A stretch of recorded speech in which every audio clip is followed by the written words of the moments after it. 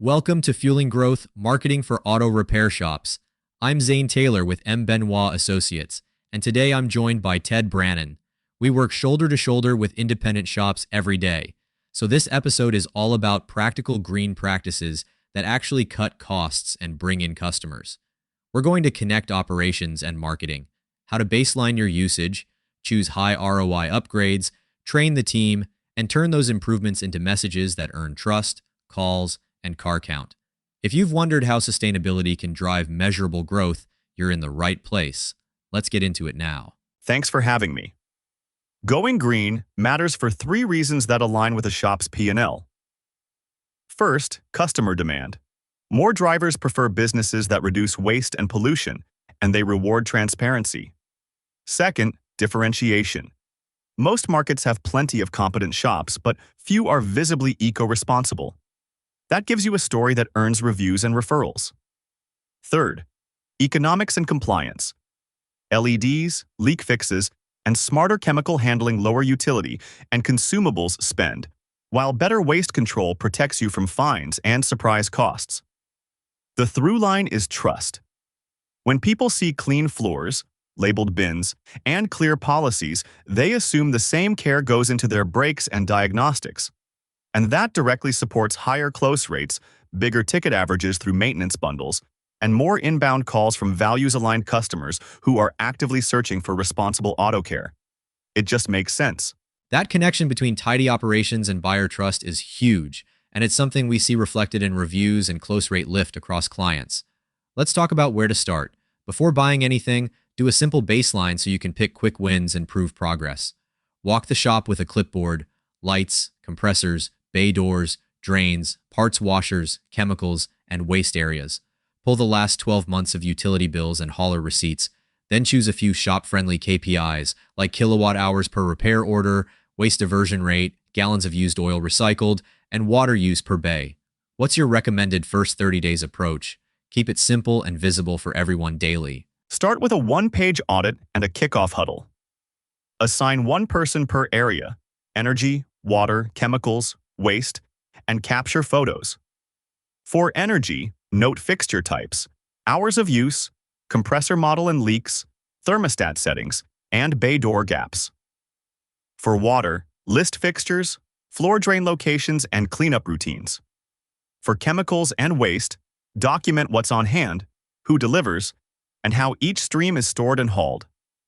KPIs can be as simple as kW per RO, gallons of used oil recycled, coolant reclaimed, water per RO, and percent of waste diverted from landfill. Build a basic spreadsheet and post a whiteboard with monthly targets.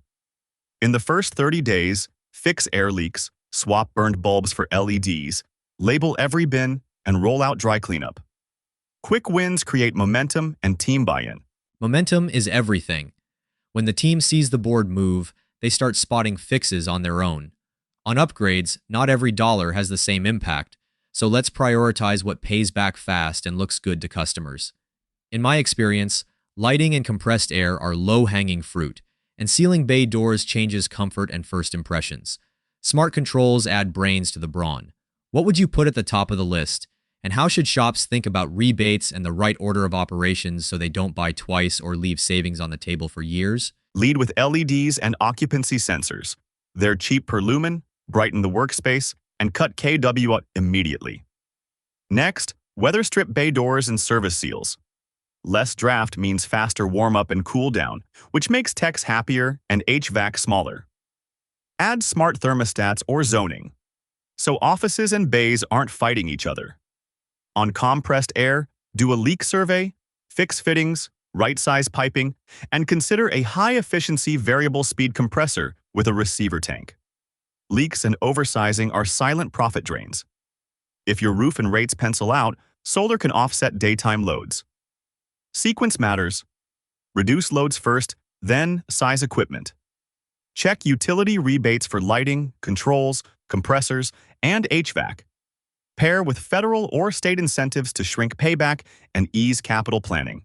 Love the reduce, then size rule. It saves money and prevents regrets. Let's pivot to water, chemicals, and waste, the areas that drive risk but also visible credibility. Nothing says professional like clean floors and well-labeled storage.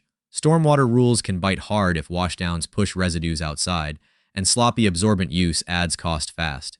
From a day-to-day standpoint, what habits and SOPs should a shop put in place so the floor stays dry, drains are handled properly, chemicals are safer, and every waste stream is cleanly separated for licensed pickup?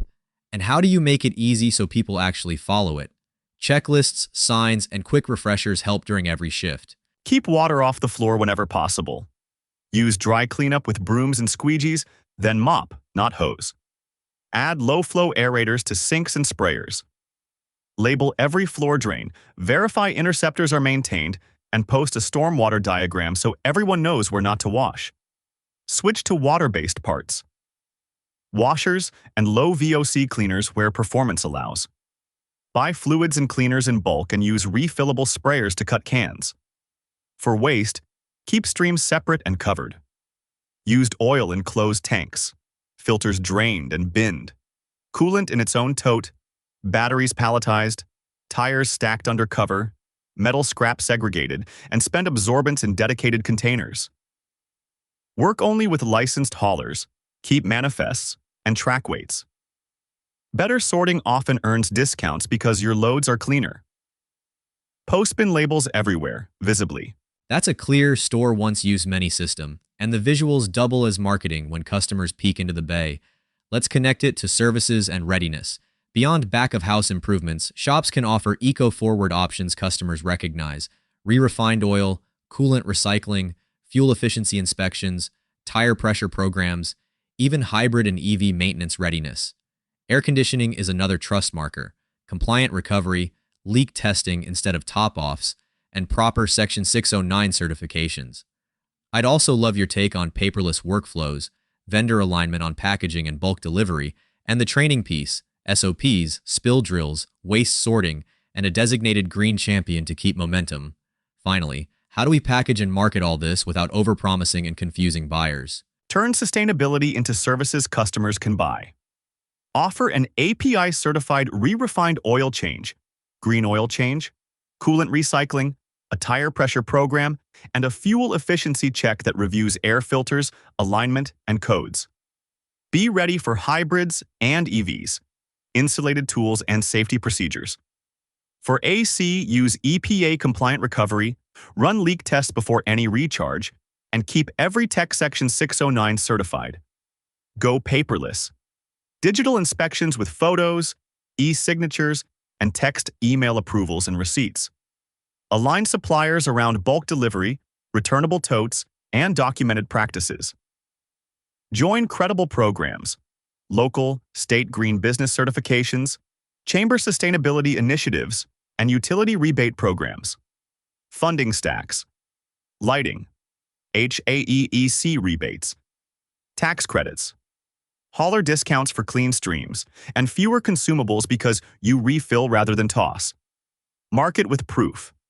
Add a sustainability page with policy, certifications, and before-after metrics.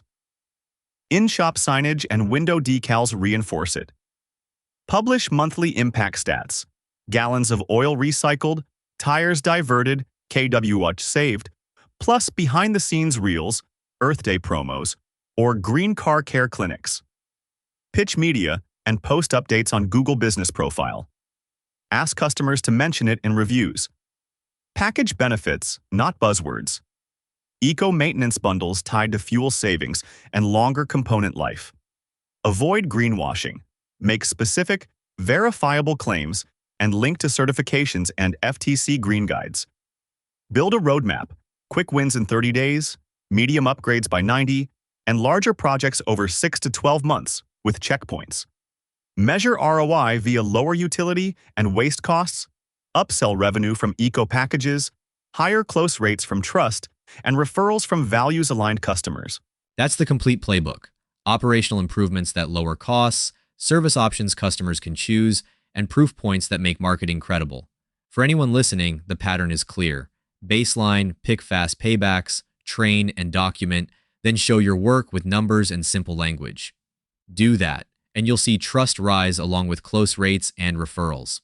If you're ready to move from intention to implementation, Here's our call to action to help you accelerate the plan starting today. Turn your shop's sustainability into a growth engine, not just a good intention. Partner with M. Benoit Associates to build, market, and scale eco-friendly strategies that attract loyal, high-value customers. Call 470-838-8123 or email support@embenoitassociates.com to start driving greener profits today. That wraps today's episode of Fueling Growth, Marketing for Auto Repair Shops. We covered why sustainability matters, how to baseline energy, water, chemicals, and waste, facility upgrades that pay back, water stewardship and safer products, responsible waste handling, eco-forward services, refrigerants and certifications, paperless processes, supplier alignment, funding, and marketing with proof without greenwashing. Use the 30, 60, 90-day, and 6 to 12-month roadmaps. Track KPIs monthly and celebrate wins. Thanks for listening, and we'll see you next time with more practical strategies to grow your car count.